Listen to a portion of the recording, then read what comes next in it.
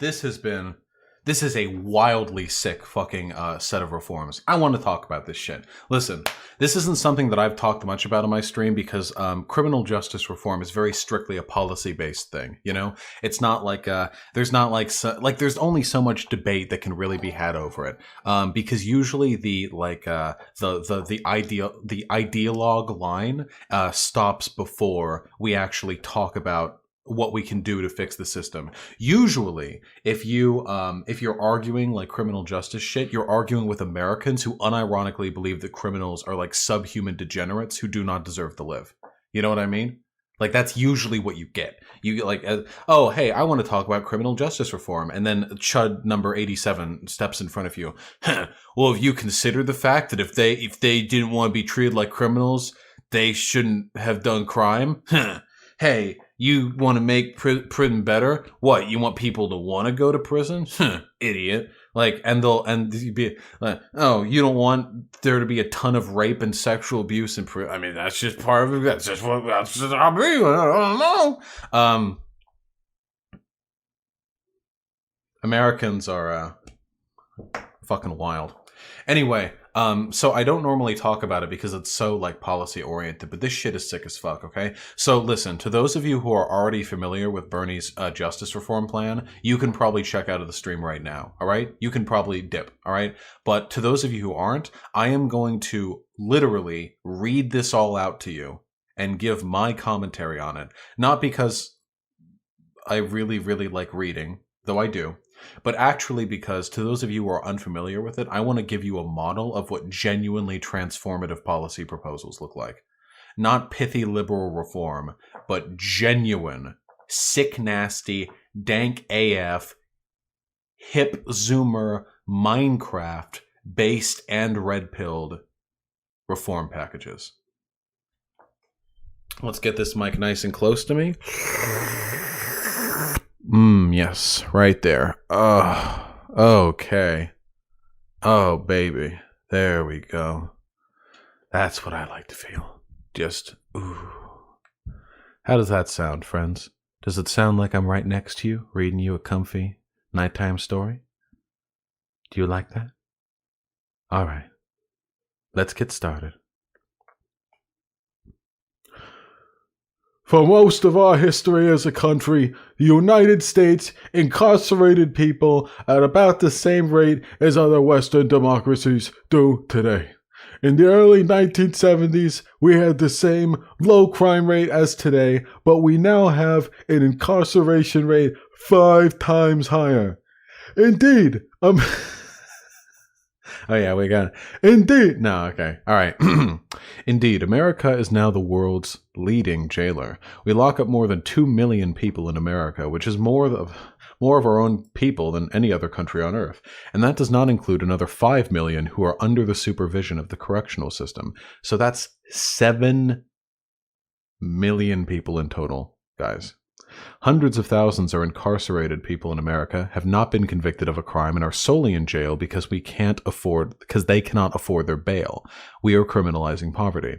So to those of you who don't know, I want to give you a super quick rundown on how criminal justice tends to work in this country. Super duper quick, okay? Really quick. So typically speaking, what will happen...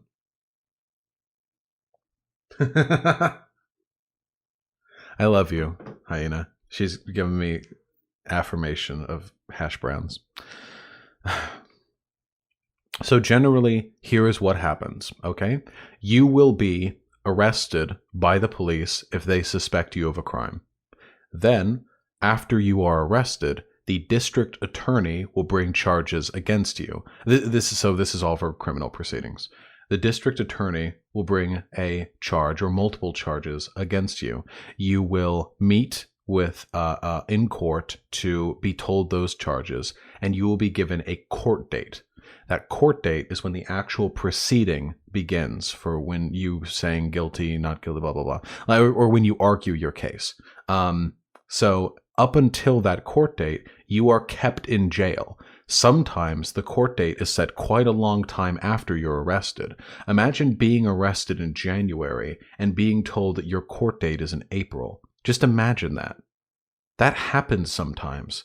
That's just a 3.5 month period right there for that you are in jail. You can't do anything. You can't work. Meanwhile, your rent racks up. Meanwhile, your utilities rack up. Meanwhile, your entire life falls behind. If you've got kids, somebody else is going to have to bring them to and from school. If you have a spouse, they'll have to handle themselves on their own. This happens all the time. All the time. The only way to avoid that is to post bail. What bail is an amount that you pay the state as you lend it to them as a sort of pledge that you will not flee the country or the state before your court date. So you'll give them $10,000 or whatever, and you'll say, hey, here's $10K. On my court date, I'm getting that $10,000 back, but that only happens if I show up. This is why the bail amount varies between cases. For low stake cases, like maybe like a DUI or something, the bail will be low because the odds of you fleeing are low. However, if you murdered fucking 3 or 4 people, you're probably going to be facing some serious charges, maybe a life in prison. So that bail, if you even get bail, is going to be quite a bit higher. The state can decline you bail if they think you're too much of a flight risk, essentially saying there is no amount of money that you could give us that we believe is worth more to you than the opportunity to escape these charges. So that whole process, bail, blah, blah, blah. There is another way to avoid it. There's another way to avoid all of this, and this is to take what's called a plea deal. A plea deal is something usually negotiated between your lawyer and the district attorney to ensure that you are able to get a lower, smaller punishment than you would if you were convicted, like guilty of a crime. So I'll give you an example. Say you're convicted for crime A. Crime A could give you 10 years in prison if you're convicted for it. However, your lawyer tells you they've talked with the district attorney and they say if you plead guilty to crime B, a lower version of the same crime or maybe a similar crime that's less punitive, you'll only get 3 years in jail. So you can agree to it right then. You can plead guilty, but you'll be pleading guilty to a lesser charge. There's a whole metagame over how lawyers and district attorneys play this out. Here's the thing, though. 90% or so of cases in the American court system are settled through plea deal. Have you ever watched Law & Order SVU or just any of the fucking legal court case shows? You know how they all have this like big protracted, is he guilty, is he not, finding evidence? 90% of cases do not even reach that point. 90% of cases never see a jury. 90% of cases never see any argumentation over legality or guilty, or I'm sorry, not legality, over guilt. Source? Here, yeah. It might be something like 85%. 1 second.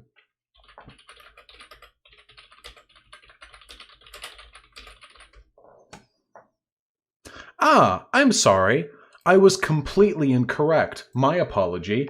97% of cases in the American court system are settled with plea deals. So, my bad. So, of all charges brought, 3% of them on a federal level and 6% on a state level actually go to court.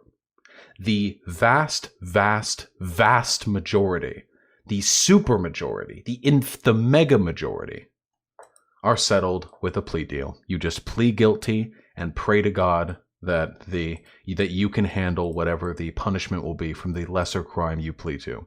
This is how the American justice system works in almost every case. The only people who don't fit into this 97% are people usually too stubborn to take the lawyer's offer at a plea deal. Now, here's the thing. One last point before we continue with Bernie's Me Marino. Okay? One last point. That 3% of federal cases that actually go to court have completely crippled the system. Right now, court dates are set really far behind because our court system can't keep up with a measly 3% of cases actually going to trial. 3% of the total number of people we charge with crimes in this country are enough to completely cripple our court system. If we made this 96%, so 4% of cases brought in a federal level went to court, it would be the end of the American justice system. It would not be able to sustain it. That would be a 33% increase in total court load. We simply would not be able to do it. There are not enough public defender hours. There is not enough money running through the system. There are not enough courthouses. There are not enough judges. Our system is on a plea deals still take up a large amount of court time. Yeah, but nowhere near the amount of court time it takes to actually like settle cases with a jury and stuff. Our system is beyond broken when it comes to criminal justice. It's actually beyond broken. So like this isn't broken in the same way like the schooling system is broken, where like it's really fucked but it still produces some good outcomes for some people. This is a literally non-functioning system. It does not function. Criminal justice reform is needed like 30-40 years ago. And any like politician who doesn't include substantive criminal justice reform in their platform is an absolute shit, is not worthwhile, not even worth consideration. This is a massive problem. We incarcerate more people, both in flat numbers and per capita, than any other country on earth. Can you imagine how much of this could be fixed if we just arrested fewer people? So if everyone refuses a plea deal, we could bring down America? Well, if everyone refused a plea deal, then what would actually happen is all of our jails, which are currently already overflowing, would triple overflow, and everyone would keep years-long delays until their court dates before they could actually get settled. So, I don't know. Anyway, with that in mind, let's take a look at Bernie Sanders' proposals to address some of these problems, okay? I think that's a good meme, Marino. Can we do that? Due to the historical legacy of institutional racism in this country, mass incarceration disproportionately falls on the shoulders of black and brown people in America. In fact, black Americans are incarcerated at 5 times the rate of white Americans, even though people use drugs like marijuana at roughly the same rates across all races. Black Americans are nearly 4 times more likely to be arrested for marijuana possession than white Americans. These disparities pervade every aspect of the criminal justice system. Black Americans, especially young black men, are more likely to be stopped by the police, subjected to excessive force, arrested, and jailed than whites. So if you ever wonder why black people fucking hate cops, and why like a gangsta rap is super anti-cop, it's for a good fucking reason. Whites and blacks use weed same amount. Blacks get incarcerated at 4 times the rate. They're more likely to be subjected to excessive force, more likely to be arrested, more likely to be incarcerated, more likely to have higher bails, and at the end of it, more likely to have higher sentences. So on literally every level of that scale, they are like fucked over much, much harder than whites. So they have a very good reason to be fucking ACAB. When Bernie is president, we will finally make the deep and structural investments to rebuild the communities that mass incarceration continues to decimate. We must move away from an overly punitive approach to public safety and start focusing on how to safeguard our communities, prevent the conditions that lead to arrests, and rehabilitate people who have made mistakes. We must end the practice of corporations profiting off the suffering of incarcerated people and their families. The private prison industry is growing, and so are the horror stories. In Mississippi, the rate of violent assault in private prisons was 2 to 3 times that of publicly run facilities. At one facility, juveniles as young as 13 years old were common targets of sexual assault. No one should be able to profit from filling our jails and prisons. As has been reported, private prisons also act on their profit incentive by advocating for longer sentences for people convicted of a crime. Additionally, corporations and police departments rake in billions in fines and fees from disadvantaged communities. The prison phone industry, for example, is a monopoly business worth more than $1 billion a year, with companies charging sky-high fees for telephone calls that many families can't afford to pay to keep in touch with their loved ones. Today, 1 in 28 children has an incarcerated parent, 1/5 of which are under 4 years old. Children with incarcerated parents tend to do worse in school, experience anxiety and depression, and develop behavioral issues. Corporations and cities alike rake in hundreds of millions of dollars in fines and fees off the backs of our most vulnerable communities. But it should not be this way. Everyday people who are already struggling to get by should not be made to subsidize the criminal justice system. Right now, a person charged with an offense who cannot afford a lawyer is often charged a public defender fee and levied court costs, even if that person is not convicted of any crime. So that's a fun meme right there. You guys aware of that fact? You're actually charged a public defender fee, and court costs can be levied at you even if you're not convicted of anything. Are you familiar with that meme? It's a good meme. More than 40 states use driver license suspensions as a means of pressuring people to pay various court fees, which means people cannot drive to work to earn a living. The inability to pay fines or fees can also lead to people spending far more time incarcerated, effectively creating modern-day debtors' prisons. Fines and fees for people who cannot afford them are counterproductive, serve no legitimate government interests, and leave already vulnerable people even more vulnerable. As president, Bernie will ban for-profit prisons, make private prison phone calls and other communications such as video chat free of charge, audit the practices of commissaries and use of regulatory authority to end price gouging and exorbitant fees. Commissaries are in prison shops. Incentivize states and localities to end police departments' reliance on fines and fees for revenue, and remove the profit motive from our reentry system and diversion, community supervision, or treatment programs, and ensure people leaving incarceration or participating in diversion, community supervision, or treatment programs can do so free of charge. So, essentially, I mean, I've already said, but the American criminal justice system is fucked on basically every level. It's pretty much perma-fucked. This is by far the most radical proposal to overhaul the American criminal justice system that has ever been put through on any sort of presidential platform. By far. This is really, really good. And we are nowhere near done. There are so many problems with how prison works in this country, and the best part is there's no reason for it either. Nobody anywhere on the political spectrum can argue in favor of the effects that this has on society. The consequences of this criminal justice system are we have a painfully slow court system that does not live up to the promise of fair treatment provided to us by the Bill of Rights. We have a massive fucking economic downturn, a massive series of consequences which stem from the perpetual exploitation of vulnerable communities who are made more vulnerable through the exploitation and extortion they experience through the system. This has huge economic consequences. This is objectively harmful. You don't even need to argue ethics on this one. All you need to do is indicate the many fucking ways in which this hurts society in an objective empirical way. Now the ethics are important too, of course. You should never concede those, but this is something everyone should be able to get behind. There are only two groups of people who are not behind this, and just two. There are people who want to see people put in prison, who hate these people, who hate the poor, who hate blacks, who hate Hispanics, and want to see these people put in prison because they hate them. And then there are the people who are being paid off by the private prison lobbies or otherwise financially invested in the perpetuation of this system. Those are the only two people, the only two types of people who want the system to be as it is. The former group is much larger, I'm afraid. Anyway, right now, hundreds of thousands of people without a criminal conviction are in jail simply because they couldn't afford bail.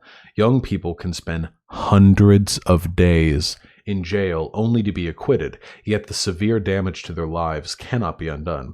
This is why Bernie introduced the No Money Bail Act of 2018 to end cash bail and end the criminalization of poverty in America.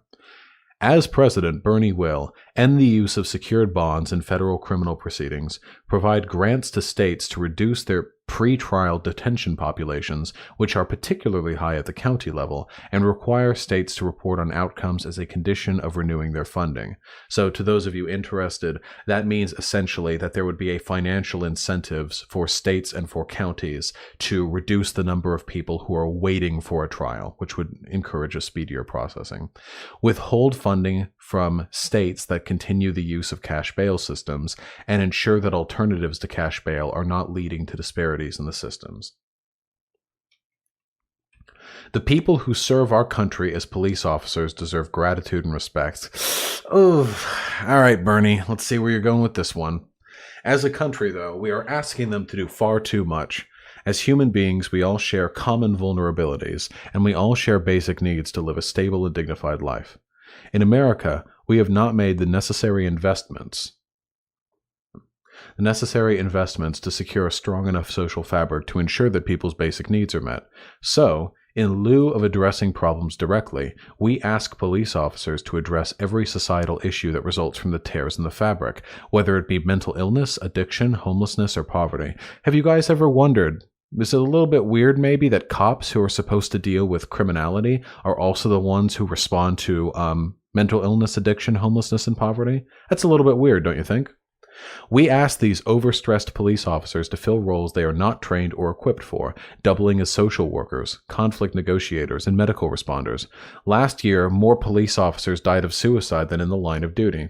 We need to shift our emphasis towards solving problems in ways that don't rely on policing and incarceration as a first option by supporting alternative strategies to make individuals and communities safer and healthier.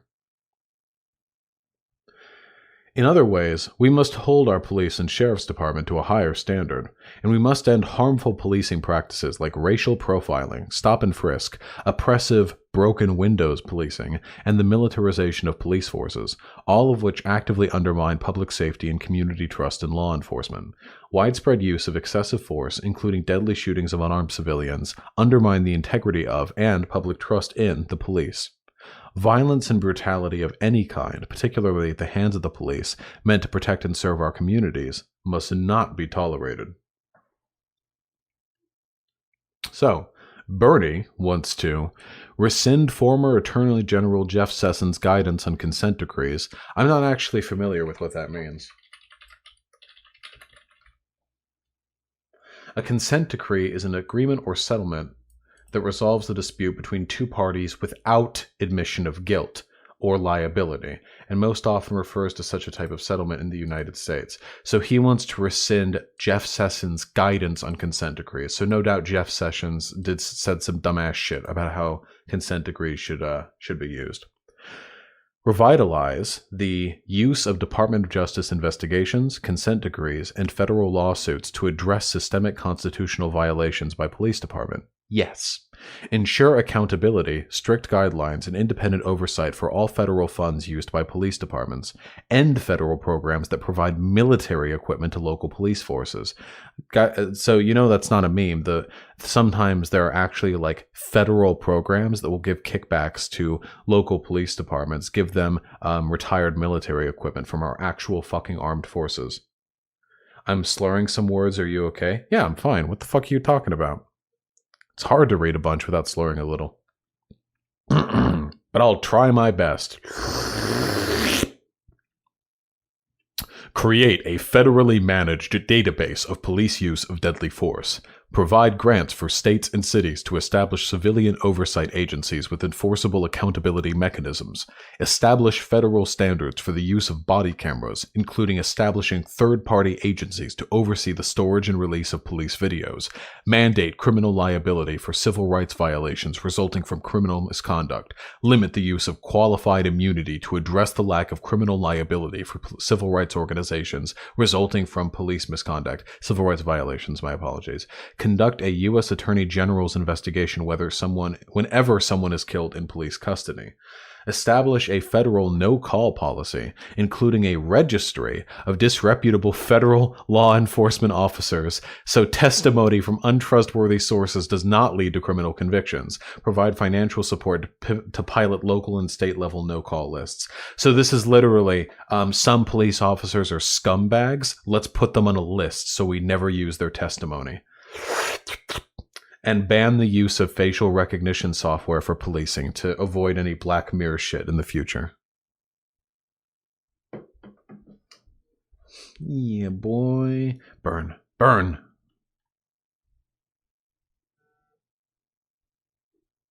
Ah, well. 8's kind of good. Okay.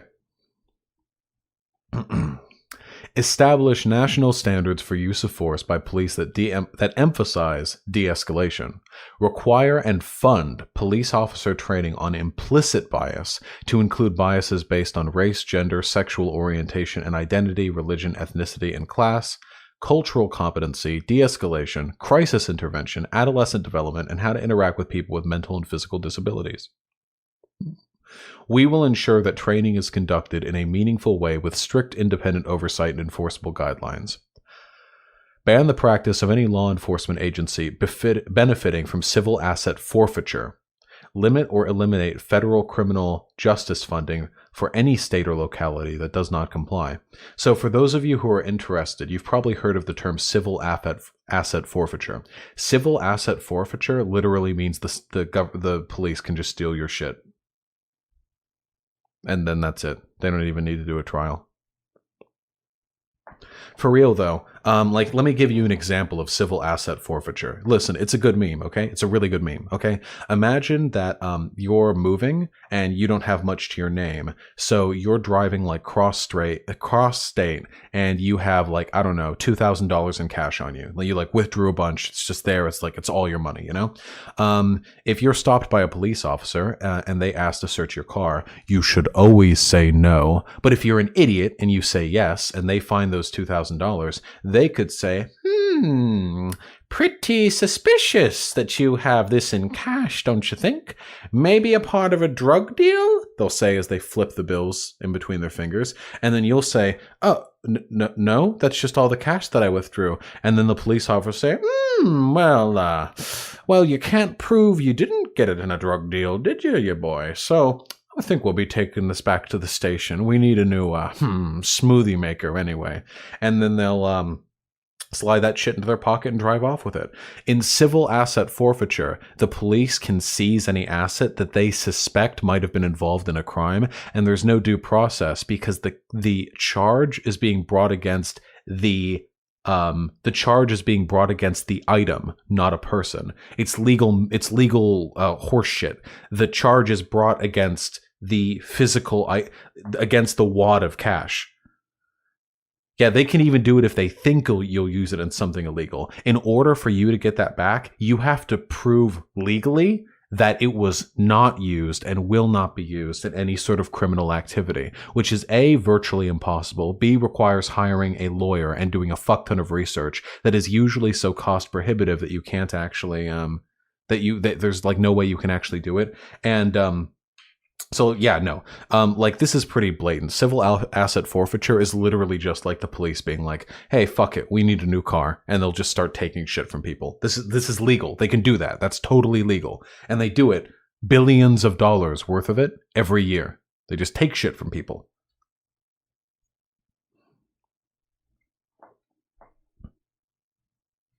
Biggest gang in the country. What the fuck do police even do? They're trained in shooting, I know that, but police are not familiar with the law. They don't like this. I've seen plenty of police who have no fucking idea how the Constitution works, for example.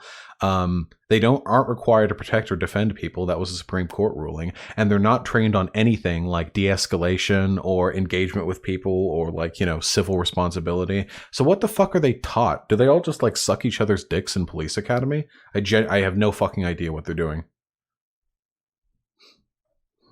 Yeah, they're like trained how to arrest people, and that's it. Anyway, provide funding to state and municipalities to create civilian corps of unarmed first responders, such as social workers, EMTs, and trained mental health professionals who can handle order maintenance violations, mental health emergencies, and low-level conflicts outside the criminal justice system, freeing police officers to concentrate on the most serious crimes. This right here, this single-handedly, if just done on its own, would like massively reform the criminal justice system. Just if we could just if that's not how you say cores, whatever. This on its own could like single-handedly massively revitalize the criminal justice system. Incentivize access to counseling and mental health services for officers. Diversify police forces and academies and incentivize officers to live and work in the communities they serve. That's a pretty big one as well. Core is pronounced core, whatever. Ensuring all Americans due process. Let's keep going, my friends. Are we bored? Are we having a good-ass time? Stick with me here, okay?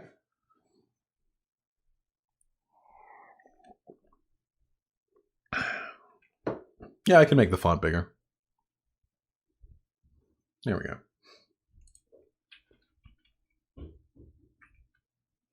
The criminal justice system is rigged. The United States has a criminal justice system that is built to put the profit interests of billion-dollar industries like the bail bondsman over the interests of everyday working people. Oh, I love it when Daddy Bernie goes into the proletarian language. It's time to tell the bail industry and the private prison industry and the private probation industry and anyone who profits from incarceration that we are going to put the well-being of the people first. But that's not enough. The size of your bank account too often determines the quality of representation that a person will receive. If you cannot afford to pay fines and fees associated with criminal justice involvement, you can end up in a spiraling cycle of debt with a suspended driver's license or even locked up in a modern debtor's prison. We need a system that works equally well for the workers and the wealthy. In 1963, the Supreme Court decided Gideon versus Wainwright, guaranteeing all felony defendants counsel, yet today 90 to 95% of criminal cases are decided by a plea deal, too often without the defendant playing an active role. Across the U.S., more than 80% of felony defendants cannot afford a privately retained lawyer and have to rely on state-administered public defenders or court-appointed counsel. Yet in states across the country, public defenders have far too many clients and far too few resources to offer adequate representation.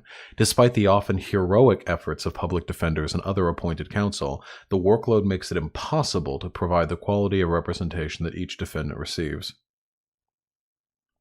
77% of Black Americans and 73% of Latinos in state prisons had a public defender or court-appointed counsel, yet 75% of county-based public defenders' offices have exceeded the maximum recommended limit of cases per attorney. Can you imagine, by the way, how disheartening it would be? Like how much of a gut punch it would be if you're arrested and for like a bullshit charge and you're appointed a public defender who you can tell is working like 18 cases that month or some shit. They do not have the time with you. To spend with you. Like you literally just go up and talk to them and they're like, spend 5 minutes with you and then that's it. That's all they have time for. And you're like, oh shit, my literal entire fucking future is in this person's hands. Yeah.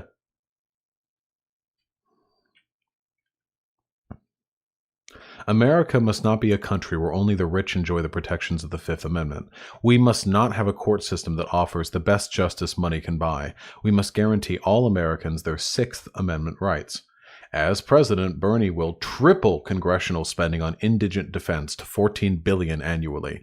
After a review of current salaries and workloads, set a minimum starting salary for all public defenders.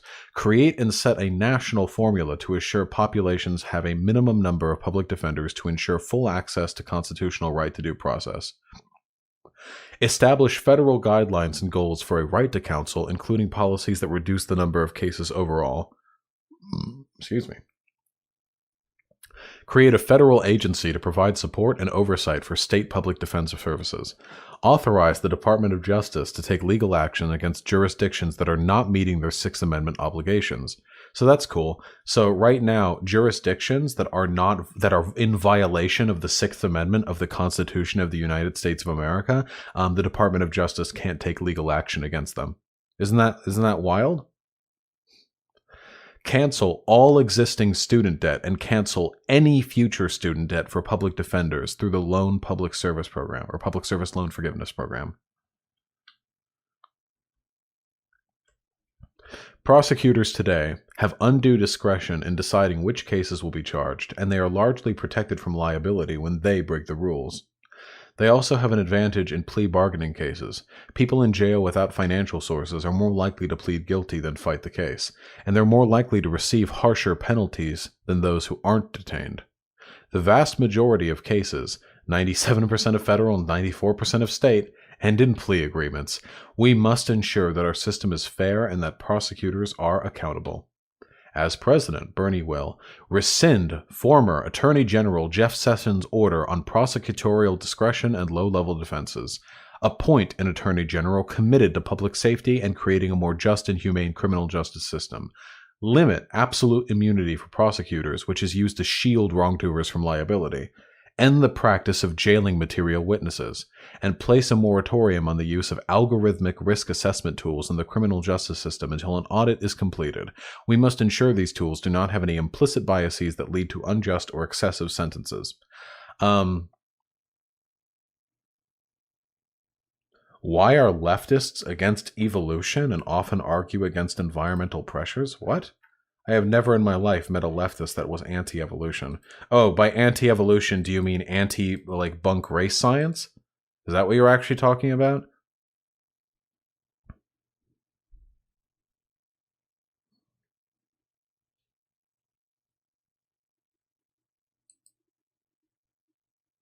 All right.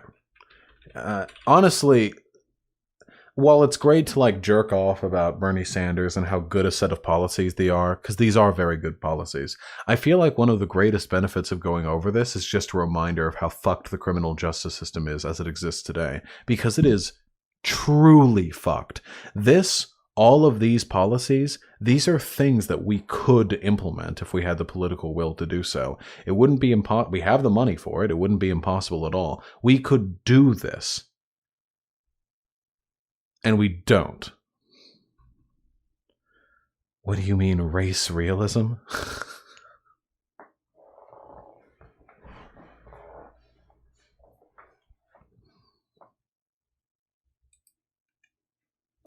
Today, the United States imprisons people at a higher rate than any other nation, in no small part due to extremely harsh sentencing policies and the war on drugs. But mass incarceration has not made us any safer or reduced drug use and addiction. On the contrary, it has cost lives and diverted resources that could be used to prevent crime through social investment. That's a really good point that you need to iterate whenever the opportunity presents itself. Our current criminal justice system damages the economy severely by taking a large portion of the population and casting them down into perpetual cyclical poverty and wasting an enormous number of resources overseeing the people who we arrest. So by getting rid of those things, by addressing that system, we free up money that can be used to make a more ethical system. None of this is unrealistic in the slightest.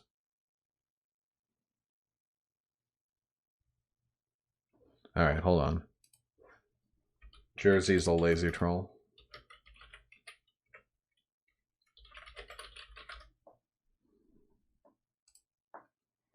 Why do leftists deny evolution? Jersey, are you a race realist? What's race realism? Okay, well, what do you mean by evolution? You don't know what evolution means? Sound like you are anti-evolution. Nah, just stupid shit. Today... All right. Yes? Why are you wearing your fucking criminal justice dialogue shirt? Because I like this shirt. I'm not wearing it. I found it. Do you really want me to just change shirts? No, but I found it. Oh my god.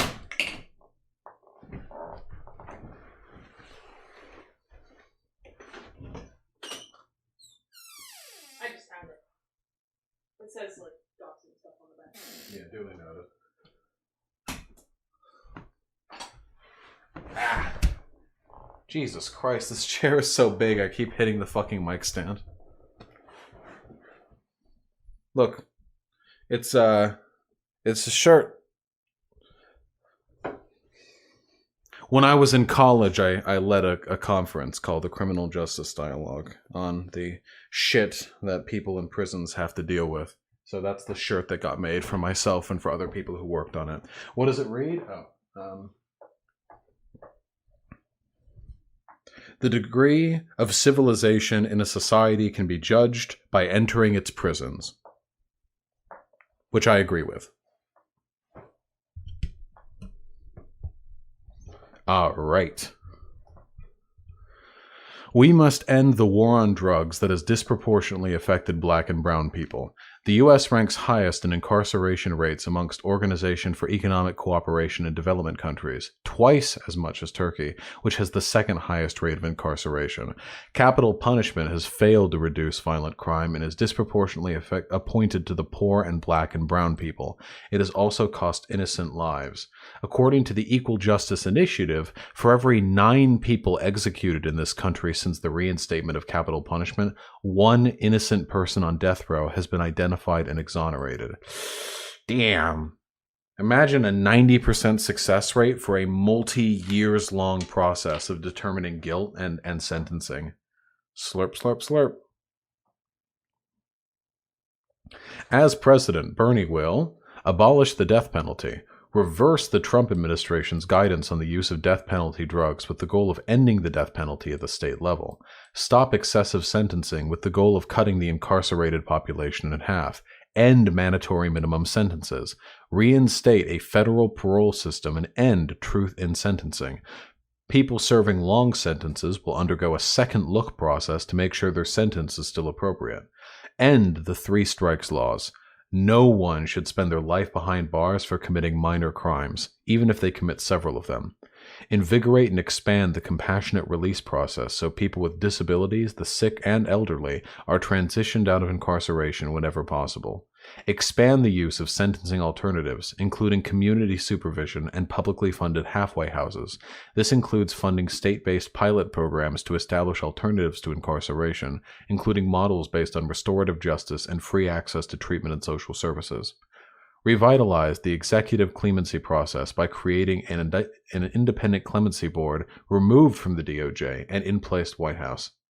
Stop the criminalization of homelessness and spend more than $25 billion over 5 years to end homelessness.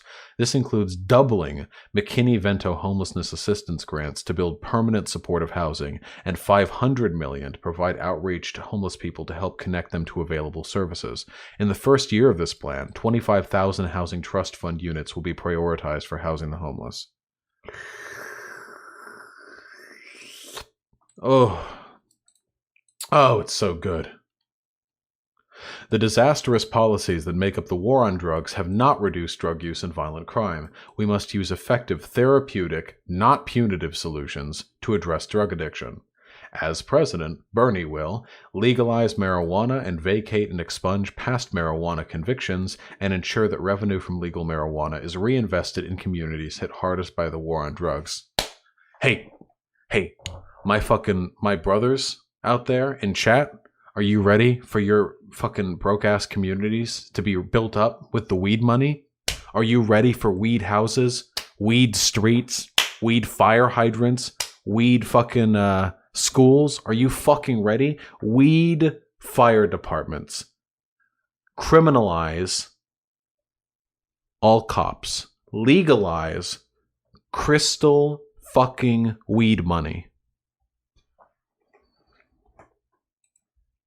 Provide people struggling with addiction with the health care they need by guaranteeing health care, including inpatient and outpatient substance abuse and mental health services with no co-payments or deductibles to all people as a right, not a privilege, through a Medicare for All single-payer program. Decriminalize possession of buprenorphine, which helps to treat opioid addiction and ensure that first responders carry Nextland to prevent overdoses. Yeah, just so you guys know, and this was a problem in the area that I lived in before I came up to Seattle, the drugs that are meant to treat opioid addiction are as illegal and treated with the same degree of illegality as some of those drugs. So it was a nice meme. Legalize safe injection sites and needle exchanges around the country and support pilot programs for supervised injection sites, which have shown to substantially reduce drug overdose deaths. For those of you who don't know, safe injection sites and needle exchanges are extremely valuable. If you're a junkie, if you're shooting up heroin or whatever, if you're doing your shit, you're gonna do it whether the state wants you to or not.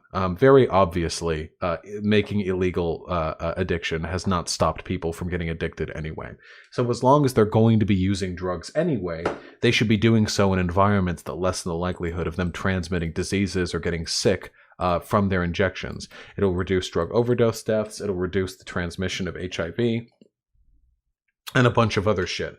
Nobody who wasn't into drugs beforehand is going to look at that and think, well, shit, I don't know. I didn't really like the idea of doing heroin, but now that I see the state has provided a little room with lights and clean needles that I could do it in, yeah, I think I'll give it a try. So safe injection sites do not increase the likelihood of people succumbing to addiction, but it does make addiction less deadly, which is important.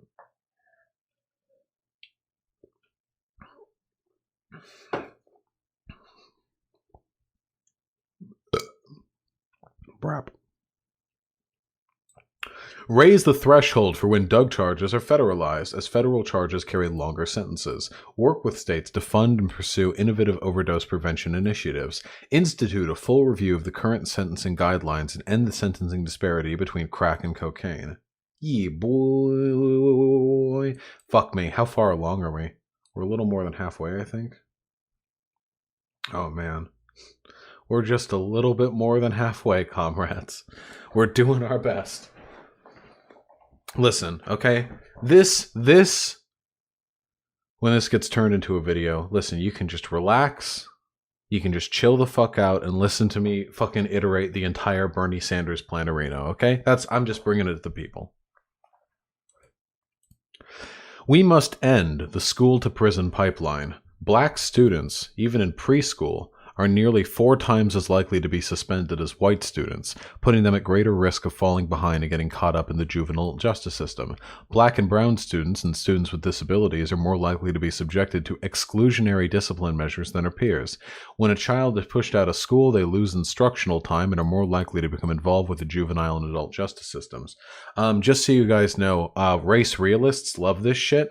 They love this, black people, are fucking chimpanzees always fucking aping out in schools, constantly getting suspended. There have been studies showing that, like, teachers systemically, that, like, school police officers, resource officers, teachers, principals, deans, all of these people who are involved in the process of suspending a student, that these systems are racist as fuck. So there, like, the existence of implicit bias is factually determined in these instances.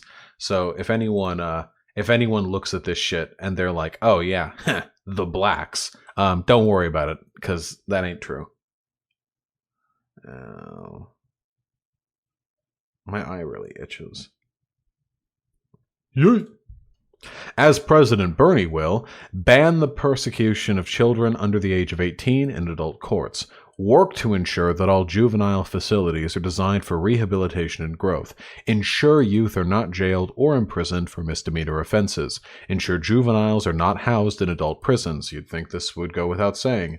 End solitary confinement for youth. Abolish long mandatory minimum sentences and life without parole sentences for youth. Imagine being under 18 and getting a life without parole sentence.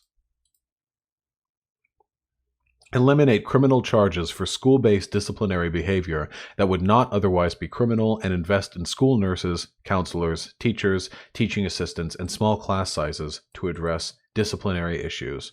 Ensure every school has the necessary school counselors and wraparound services by providing $5 billion annually to expand the sustainable community school model. End the use of juvenile fees. Decriminalize truancy for all youth and their parents. Eliminate federal... Kamala Harris. Yikes. Eliminate federal incentives for schools to implement zero-tolerance policies. Invest in local youth diversion programs as alternatives to the court and prison system.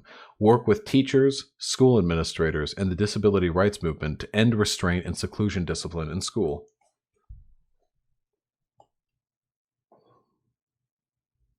Solitary is literally torture by international law. Yeah, solitary confinement is absolutely torture by international law. I bet half the chat's autistic asses couldn't handle being locked in an empty, featureless room for 1 hour, let alone months at a time. I know I couldn't. I'm a busy brain boy. I gotta do stuff with my brain. Unironically, I'd kill myself? Yup.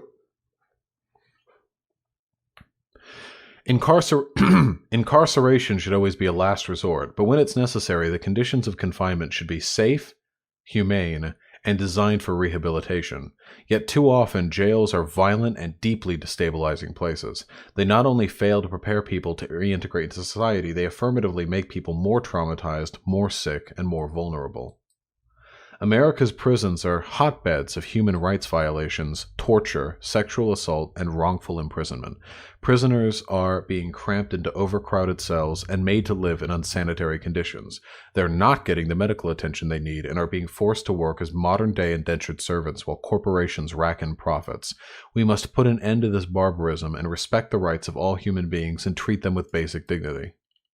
As president, Bernie will enact a prisoner Bill of Rights, which guarantees ending solitary confinement. Solitary confinement is a form of torture and unconstitutional, plain and simple. Access to free medical care in prisons and jails, including professional and evidence-based substance abuse and trauma-informed mental health treatment. Incarcerated trans people will have access to all the health care they need. Hear that, folks? All my fucking transes in chat? Just rob a bank, and you'll get your boobies. Trans rights.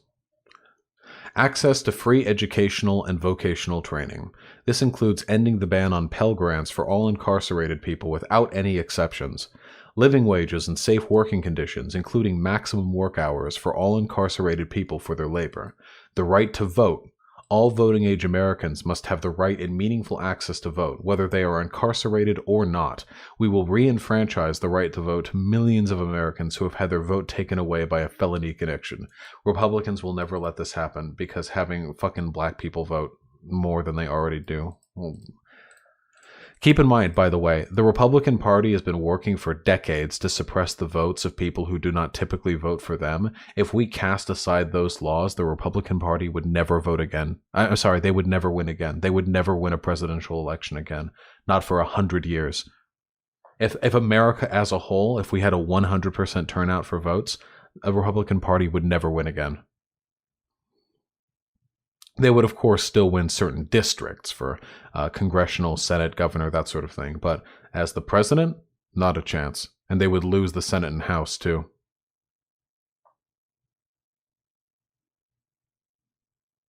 Yeah, gerrymandering and the like as well. Speaking of, ending prison gerrymandering, ensuring incarcerated people are counted in their communities, not where they are incarcerated. Establishing of an Office of Prisoner Civil Rights and Civil Liabilities within the DOJ to investigate civil rights complaints from incarcerated individuals and provide independent oversight to make sure that the prisons are housed in safe, healthy environments. Protection from sexual abuse and harassment, including mandatory federal prosecution of prison staff who engage in such misconduct. Access to their families, including unlimited visits, phone calls, and video calls. A determination for the most appropriate setting for people with disabilities and safe, accessible conditions for people with disabilities in prisons and jails. Amazing. So much talking. Ensure a just transition post-release. This year, 750,000 people will return home from prison and millions more in jails. Jesus Christ. This year alone, 750,000 people will return home from prison and millions more from jails. Jails are where you're kept while you're waiting on your court date. It's the place you can skip if you have bail posted. Most of them will face enormous barriers that make successful re-entry nearly impossible. We must put an end to employment discrimination and eliminate barriers to training and employment. Once someone has served their time, they should not be excluded from social programs, public housing, medical care, the right to vote, and serve on juries. As president, Bernie will make expungement broadly available. Expungement is to have your record expunged, like to have it removed from your past, like things that have happened. You can have misdemeanors expunged, for example. Remove legal and regulatory barriers and facilitate access to services so that people returning home from jail or prison can build a stable and productive life. Create a federal agency responsible for monitoring re-entry. Ban the box by removing questions regarding conviction histories from jobs and other applications. I am very much in favor of this, by the way. I know that a lot of businesses are like super duper fucking hesitant to hire somebody who has a previous felony connection and like reasonably though, why? Like, is there any evidence out there that like people who once committed a felony are now more like likely to go and steal from the job or something? Probably not. The benefit of removing the from banning the box, so to speak, is that it makes recidivism less likely. You see, if you're just out of jail and you're trying to get a job and no one will hire you because you just got out of jail, that makes it more likely that you will do something to land your ass in jail once again. It's a self-fulfilling prophecy. Reactionaries won't let this happen because they see felons as genetically inferior / predisposed to crime. Oh yeah, of course. Well, reactionaries don't want any of this to happen because they think this is all like coddling prisoners or some shit. Or they hate black people. Enact fair chance licensing reform to remove unfair restrictions on occupational licensure based on criminal history. Increase funding for re-entering youth programs.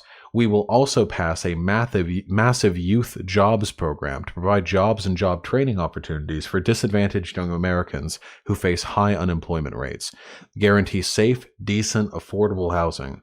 Remove the profit motive from our reentry system and diversion, community supervision, or treatment programs, and ensure that people leaving incarceration or participating in those programs can do so free of charge. Guarantee jobs and free job training at trade schools and apprenticeship programs. Amazing. It's likely because recidivism is pretty high in the US, so the employers don't want to have to find someone again when that happens. Yeah, well, it's high because of policies like that, so... What about for teaching jobs and or ones involving management of children? What? What, do you think, like, criminals are, like, more disposed to rape? No. When they say ban the box, they don't mean like, this person was in jail 20 years for raping his daughter. Now, you won't be able to ask him if he did anything bad when he signs up to be an elementary school teacher. That's not what ban the box. For the most part, it usually has to do with like removing drug expungement from the past, because that doesn't really affect employment or anything along those lines.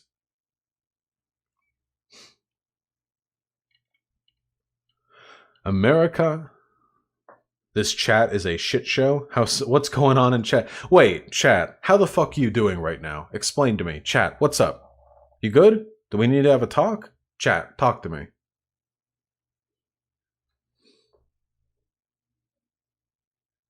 Libs in chat? Okay. Pee pee poo poo, very depressed. Gotcha.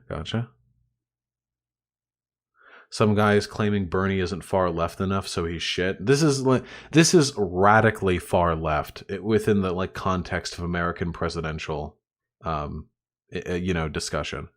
Like this is radically far. If I was running for president as a leftist, this is more radical than what I would propose, because this is already unelectably radical. Oh, Andrew Harper, congrats, comrade. Hope it works out. Some guys claiming we should vote Trump to accelerate Vosh. There are arguments there. Accelerationism does have arguments behind it. I don't know if I'm buying them this time, but we can have a talk about it on stream.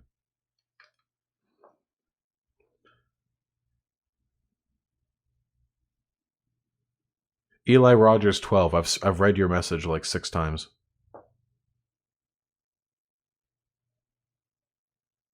We already did accelerate? Hey, you can always go faster. Look up the Kids for Cash scandal from 2008 when you have the time. Yeah. Still no sex worker rights in there? Yeah, maybe we'll see some in the future. Okay, let's see. America has a crisis of both too much punishment and too little accountability. Despite popular assumptions that victims of crime only support long sentences and prison expansion, a national survey of crime survivors revealed that what people harmed by crimes want most is to ensure that they are not harmed again, and that no one else will be harmed either. By a significant margin, crime survivors prefer fairer prison sentences, greater investments in crime prevention, rehabilitation, schools and education, and mental health and drug treatment. That makes sense to me. It's usually not the people who have been victimized who want like hyper, super duper bad punishment for the people who did those things. That's usually the people who surrounded that event. But if you yourself are the victim of a crime, usually you just want it to not happen to you or to anyone else ever again. Has anyone else noticed that with like sexual assault? If you know someone who's been sexually assaulted, at least for the people I know who have been sexually assaulted, the person who was assaulted is normally like, I just don't want I just want anything to happen to keep this from ever happening to anyone again. But it's usually like all the guys that are surrounding that person who are like, anyone who has ever even thought about sexual assault at any point in their life deserves to be dropped in front of a fucking racetrack and ran over until their organs are decorating at least half of the length of the asphalt, or some shit like that, you know, like some hyper-performative, like, extremely punitive, like that kind of shit, you know? But usually, at least in my experience, the people who actually experience that shit don't care so much.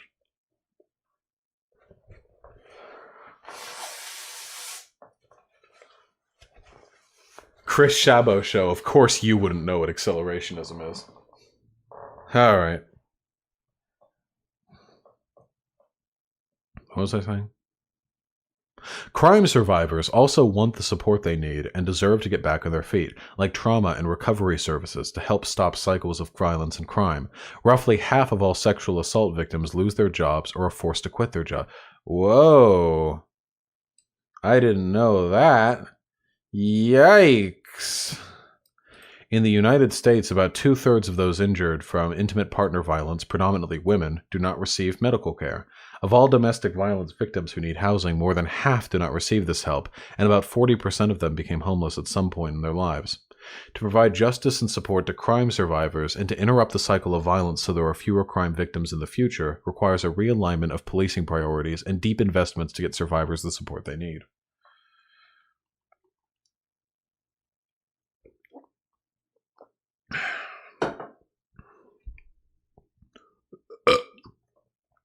Excuse me.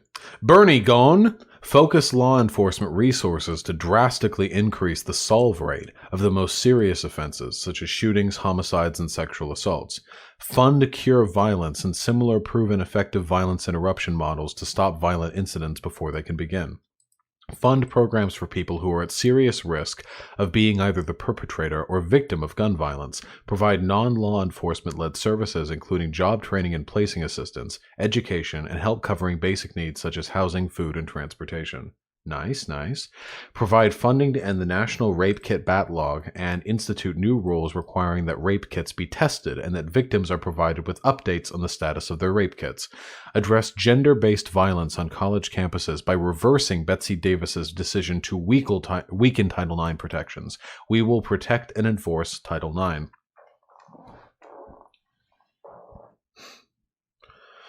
Provide real options and sustained support to crime survivors and their families, including mental health care, trauma recovery services, victim relocation services, and help covering basic needs such as housing, food, and transportation.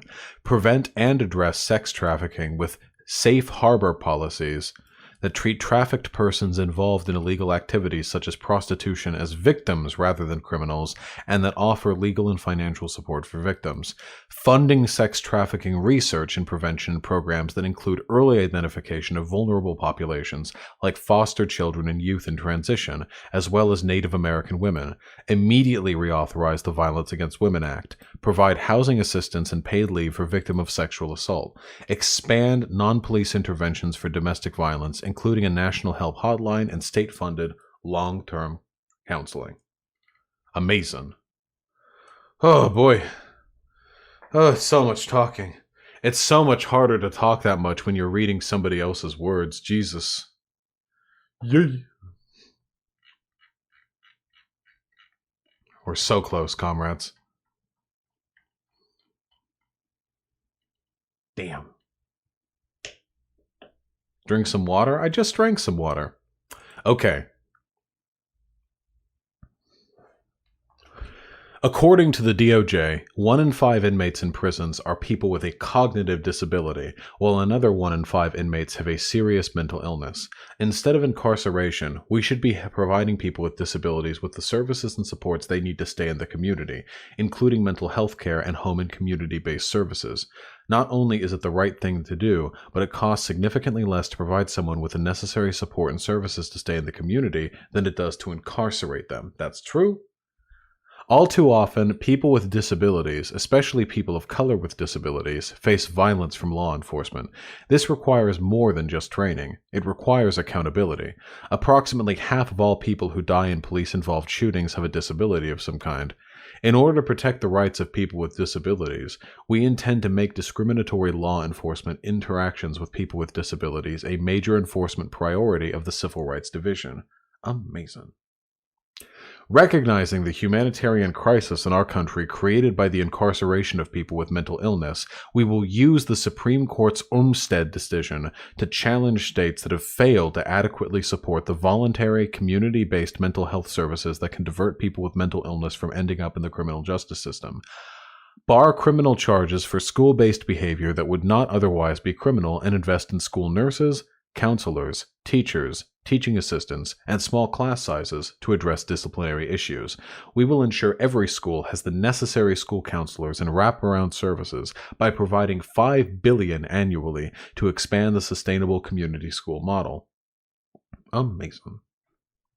Work with teachers, school admins, and the disability rights movement to end restraint and seclusion discipline in schools. I think they already mentioned that one. Cribbin?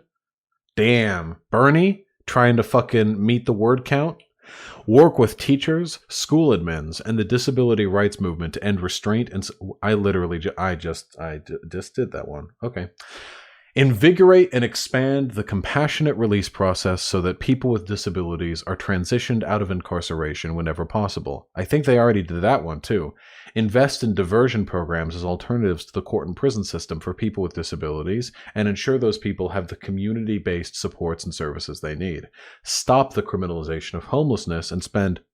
Okay, they already did this one. All right, they're cribbing. They're doubling this one up. They did that one. Create an Office of Disability in the DOJ focused on coordinating those efforts, including the reduction of incarcerated people with disabilities, reducing recidivism, and guaranteeing a just re-entry for people with disabilities, and ensuring every aspect of our criminal justice system is ADA compliant. Guarantee mental health care to people with disabilities as a human right, including all the supports and services needed to stay in the community. Mental health care under Medicare for All will be free at the point of service, with no co-payments or deductibles, which can be a barrier to treatment. The plan will also provide home and community-based long-term services and supports to all and cover prescription drugs. Train, recruit, and increase the number of mental health providers to provide culturally competent care in underserved communities. Guarantee that people with disabilities have safe, accessible, and integrated affordable housing. Nice. People with disabilities deserve jobs that pay a living wage. It's time to end the sub-minimum wage and guarantee truly integrated employment opportunities for people with disabilities. Triple Title I funding, expand the idea, and make other major investments in public K-12 education as outlined in the Thurgood Marshall Plan for public education and educators. Crucially, the plan will provide mandatory funding to ensure that the federal government provides at least 50% of the funding for IDEA and guarantee children with disabilities as an equal right to high-quality education by enforcing the American with Disability Act. Guarantee tuition and debt-free public colleges, universities, trade schools, and apprenticeship programs, and the end equity gap in higher education attainment for people with disabilities by ensuring all our students get the help they need so they are ready for college and receive the support they need when they are in college. Increase educational opportunities for people with disabilities, including an expansion in career and technical education opportunities to prepare students for good-paying community employment. Nice. Meme. Have you ever, by the way, heard of a presidential candidate talking about disabled people this much? Because I sure as shit haven't.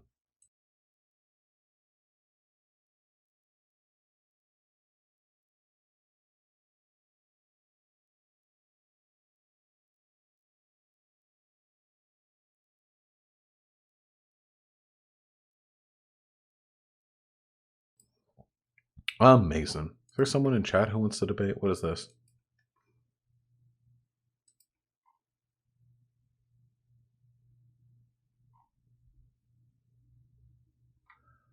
Success is talking this comrade talk. The fuck is this person?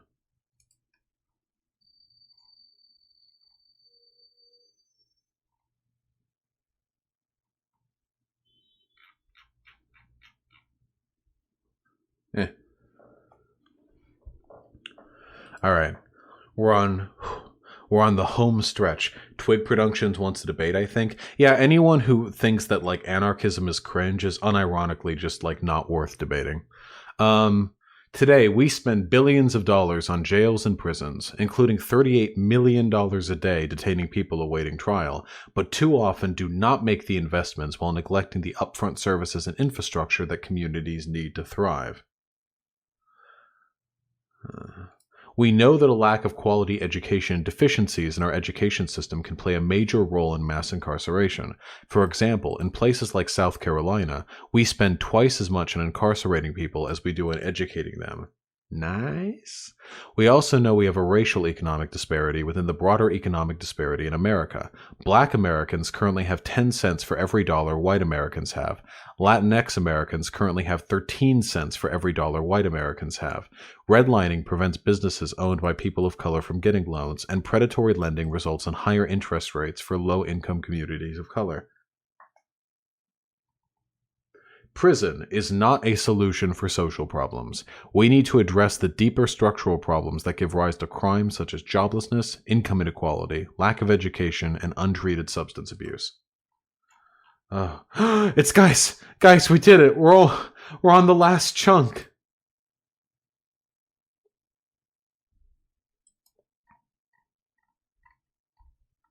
Guys, we're so close.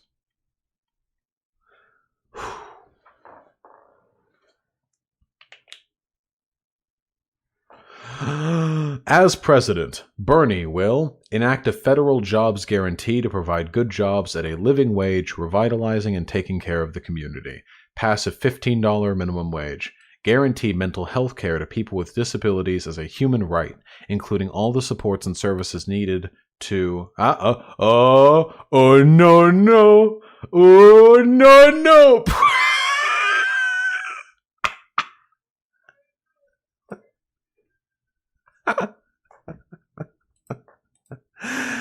All the supports and services needed to stay in the community. Mental health care under Medicare for All will be free at the point of service with no co-payments or deductibles, which can be a barrier to treatment. Provide people struggling with addiction the health care they need by guaranteeing health care, which includes inpatient and outpatient substance abuse and mental health services with no co-payments or deductibles, all to people as a right, not a privilege, through a Medicare for All single-payer program. Provide transportation benefits to and from health services from those who need it. We will invest in our health workforce and infrastructure to ensure that all communities have access to these services. 2 spaces between the two of these. Oh, no! Damn. They really skimped the fucking proofreader on the last paragraph or two here, huh? Damn. Enact paid family leave so people can take time off from work to help themselves or a family member as they go through treatment. Ensure that people who interacted with the justice system are still able to get the rehabilitation services they need and are able to find housing and employment. Triple Title I funding, including the idea, we already did this one, and the exploitative practices of payday lenders, and ensure all Americans have access to basic financial services through the post office, and capping interest rates on consumer loans and credit cards at 15% across all financial institutions. States will be empowered to cap rates even lower than 15%. Tie Department of Transportation funding to integration and improving commuting in urban centers, and restore the Tiger program to focus on public transportation. Wait. Do you just like ride tigers? That's fucking sick. Create a $10 billion grant program within the Minority Business Development Agency to provide grants to entrepreneurs of color. Pass the Water Act to create a $35 billion annual fund to remove and replace lead pipes in communities throughout the country. Ensure federal resources are focused on the Americans who need it most, often as a result of structural disadvantage. We will implement the 10-20-30 approach to federal investments, which focuses substantial federal resources on distressed communities that have high levels of poverty. We are spending $80 billion a year to lock up 2.2 million people, hundreds of thousands of whom have not been convicted of a crime and are solely in jail because they can't afford the bail. We are criminalizing poverty, and because of the historical legacy of racism in this country, we are disproportionately criminalizing African Americans, Latinos, and Native Americans. With increased detention of immigrations under the Trump administration, private prisons are becoming more widespread and more profitable. We need real, comprehensive criminal justice reform now. We must end, once and for all, the war on drugs, including in legalizing marijuana, eliminate private prisons and detention centers, end cash bail, eat the rich, abolish the death penalty, end all mandatory minimums and reinstate the federal system of parole, seriously reform civil asset forfeitures. Now that's interesting. Not remove them entirely? I would have expected him to. Bring about major police department reform, and prevent employers from discriminating against applicants based on criminal history by banning the box.